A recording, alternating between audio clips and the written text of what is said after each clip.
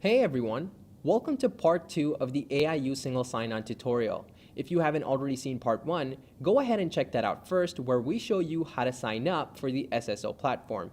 If you've already completed step 1, in this step, we're going to show you how to set up your password recovery options in case you ever lose your password. So this is a very crucial step. Let's begin. Log into your SSO workspace by visiting my.aiu.edu.kw and entering your account details. Once you've accessed your main workspace, go to the top right corner of your screen where you see Hello and your username. Click that and then click on My Account from the drop-down menu. You should now be at the Account Recovery Settings page. Here you have 3 options: Security Questions, Email Recovery, and Phone Recovery. For security questions, you will see 2 questions, each one having a drop-down menu. Choose a question of your choice and type in your answer. Do the same for the other. Once you've written down your questions, click Submit. In case you ever forget your password, this is how you will verify your identity, so make sure you remember the answers that you enter here.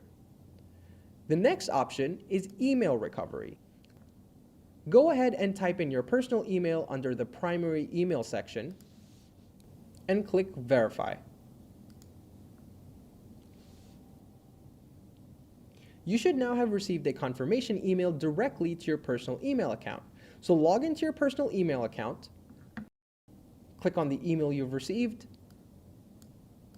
copy the code provided to you, and paste it into the SSO page. Once done, click Submit. Okay, you've now verified your personal email linked to your SSO account. Now heading to the last option, go ahead and click Phone Recovery. Here, select Kuwait as a country and enter in your personal phone number. Once you've entered your phone number, go ahead and click Verify. Shortly, you will receive an SMS notification on your phone. Go ahead and type that in once you receive it. Click Submit, and now your phone number has been verified. And there you go. Once you've completed all 3 steps, these will now be recognized by the SSO platform as a valid option to recover your password in case you forget it later. And you're done. That's it. Thanks for watching. I'll see you in part 3.